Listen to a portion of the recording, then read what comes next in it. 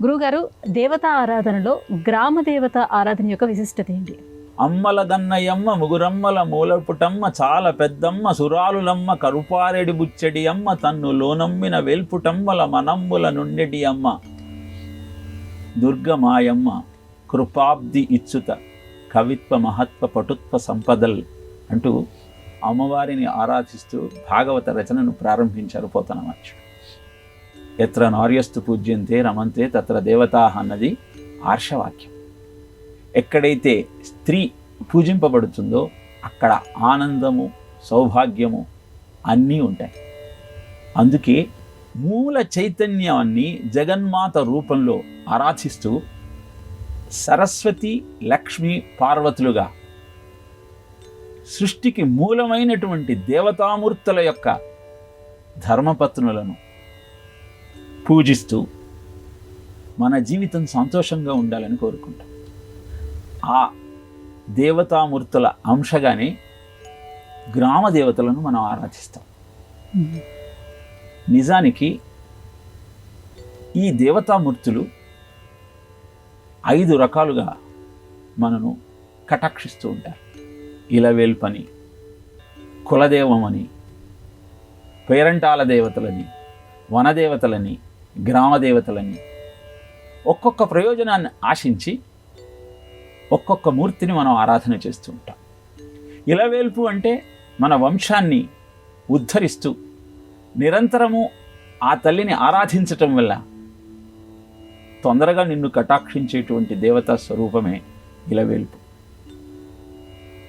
బాలమ్మ, వీరనాగమ్మ, లక్ష్మమ్మ అంటూ అనేక మంది దేవతా స్వరూపాలు మనను కటాక్షిస్తూ ఉంటాయి. కులదైవం ప్రతివారు వాళ్ళు ఆచరించేటువంటి వృత్తిని అనుసరించి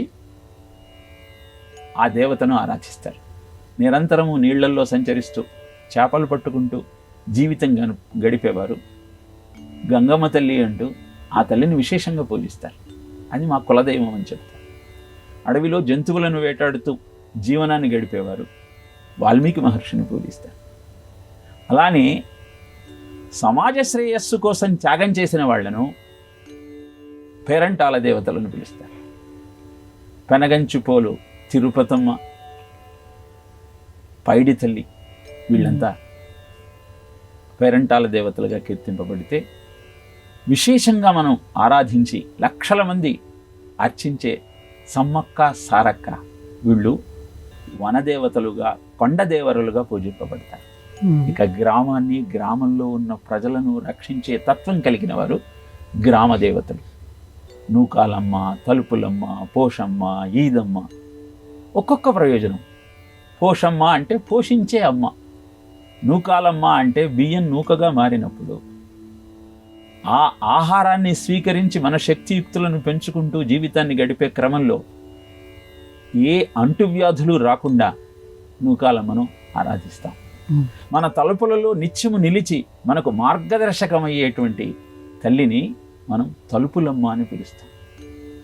ఇలా ఒక్కొక్క గ్రామ దేవత ఒక్కొక్క ప్రయోజనం ఆశించి మనం పూజిస్తే మనను కరుణించేటువంటి ఆ జగన్మాత యొక్క అంశలే. అందుకే ఆషాఢమాసంలో మనం విరివిగా ఈ ఉత్సవాన్ని జరుపుకుంటూ గ్రామదేవతలకు ఉత్సవాల్లో నివాళులు అర్పిస్తూ, పూజిస్తూ, ఆరాధిస్తూ మన జీవితం ఆనందంగా ఉండాలని భావిస్తాం. అదే గ్రామదేవతల యొక్క పూజలో ఉన్న ఆంతర్యం.